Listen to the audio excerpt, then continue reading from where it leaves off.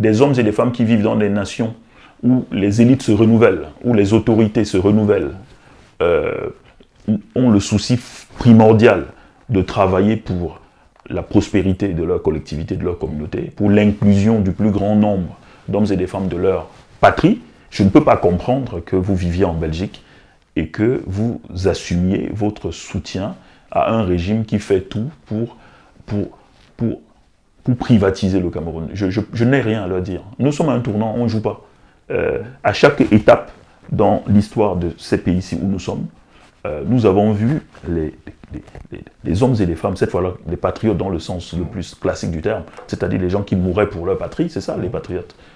Les hommes qui sont prêts à mourir pour un homme, ça ne m'intéresse pas. Je veux dire, mourrez peut-être pour votre père ou vos enfants, mais vous ne pouvez pas mourir pour un homme qui se déclare président d'une république qui est en guerre. Moi, je n'ai pas envie de donner dans la joute politicienne, ça ne m'intéresse pas. Le Cameroun survivra à notre président. Le Cameroun lui survivra, qu'il le veut ou non. Donc, je m'adresse aux Camerounais de demain. Comment faites-vous, ferez-vous, comment ferons-nous pour que nos enfants se sentent des Camerounais, parce qu'ils le sont. Les enfants chinois, j'ai la chance d'en voir de temps en temps parmi les étudiants, moi. Les enfants chinois, de descendants chinois, même ceux qui n'ont jamais mis les pieds en Chine, sont chinois. Il suffit qu'on les regarde pour qu'ils se sentent chinois et qu'ils vous disent qu'ils sont des Chinois. Ils peuvent être américains dans leur passeport. Ils peuvent avoir un passeport français. Mais ils assument avec une énorme fierté d'être des Chinois. Pourquoi? Parce qu'ils savent que ça ne se remplace pas. Ce n'est pas votre bagnole. Vous décidez de passer à autre chose. Vous ne pouvez pas remplacer le pays où votre père ou votre mère est né.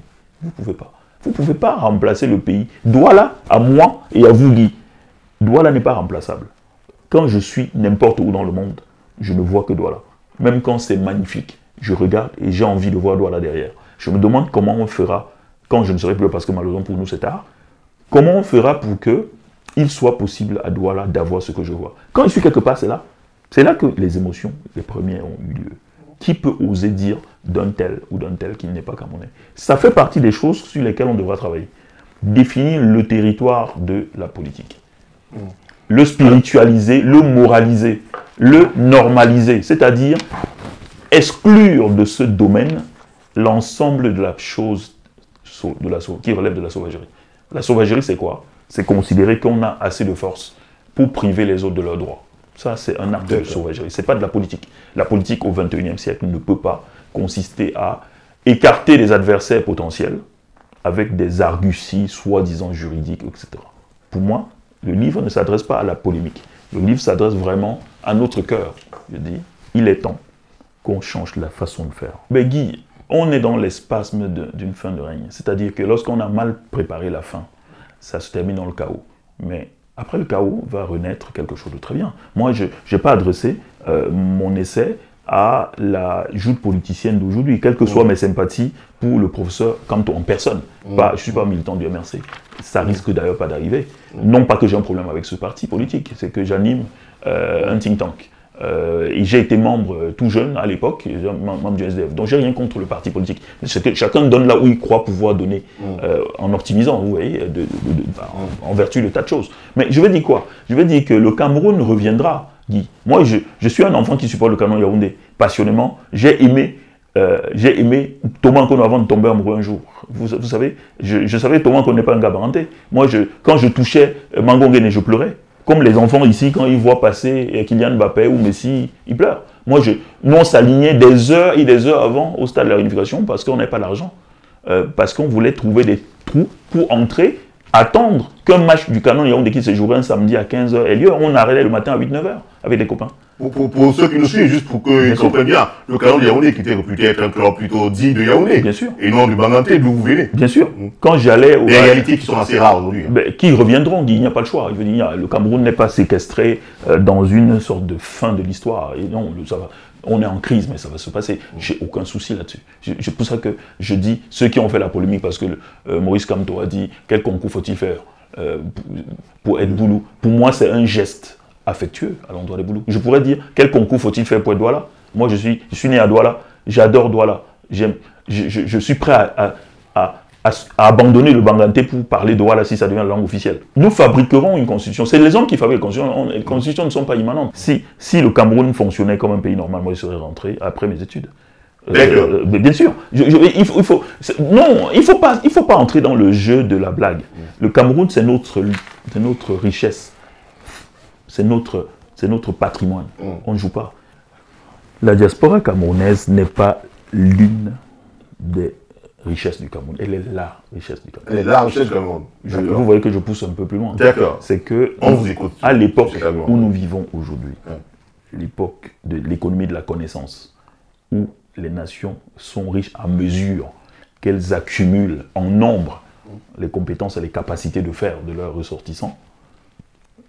Je rappelle quand même que ça fait quelques siècles maintenant que nous avons quitté l'époque où on comptabilisait la richesse d'une nation par le tonnage de bananes ou de cacao qu'on a à vendre.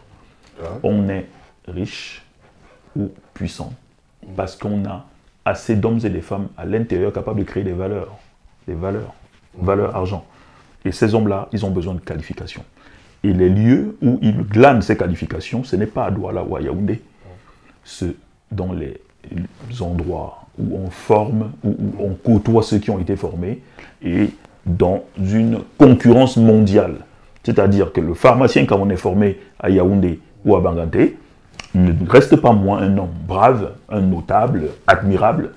Il n'est pas moins intelligent que le pharmacien quand on est formé à l'université de Bruxelles ou de Leeds ou de Chicago. Pas du tout. Simplement, celui-là a la chance d'évoluer à un endroit où les exigences sont autres, où il est confronté aux innovations les plus récentes. Celui-là a donc des choses spécifiques qu'il peut ramener à notre pays. Comme on est un des rares pays en Afrique qui continue aujourd'hui de s'arc-bouter sur des notions aussi superficielles que la double nationalité. Rien que le mot double nationalité est un non-sens. Parce qu'en fait, vous pouvez prendre 10 nationalités si vous voulez. Moi, j'invite, en guise de recommandation, j'invite à nos compatriotes qui ont la possibilité de prendre 15 nationalités de le faire.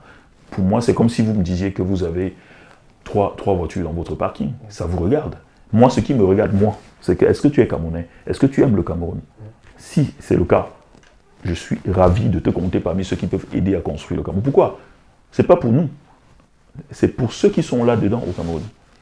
L'enfant de Ngomezap, qui accompagne son cousin à la gare routière. Le cousin qui va à Yaoundé, il revient au bout de 6 mois parce qu'il fait des études à la fac à Yaoundé ou parce qu'il a eu la chance de trouver un job. Le cousin qui revient à Ngomezap après, il a un regard sur Ngomezap qui n'est plus le même. Mais le Camerounais qui va plus loin que Ngomezap, qui va à Paris ou à Washington, il est dans la même démarche. Il essaie d'améliorer sa vie.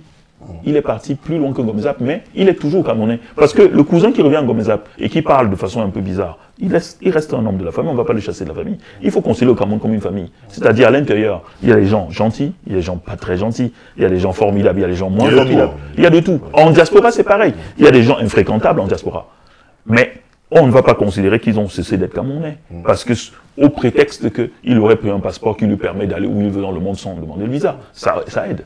Ça lui permet d'aller prendre quelques crédits à la banque avec moins de difficultés. Est-ce qu'il faut prouver qu'on est Camerounais? Non, moi j'estime que non. On peut prouver qu'on est un brave homme. Ça relève là de l'existentiel. Les hommes ont à se prouver à eux et à leur environnement qu'ils comptent. Mais il ne revient pas aux autorités politiques d'un pays ou administratives d'un pays de dicter qui est Camerounais ou pas. On est Camerounais parce qu'on est né Camerounais, parce qu'on est descendant de Camerounais. C'est la définition que donne l'Union africaine depuis une dizaine d'années, je crois. Les Camerounais, ce n'est pas seulement les Richard Bona, les Joël Embiid, les Kylian Mbappé. Pour moi, Kylian Mbappé, c'est un Camerounais.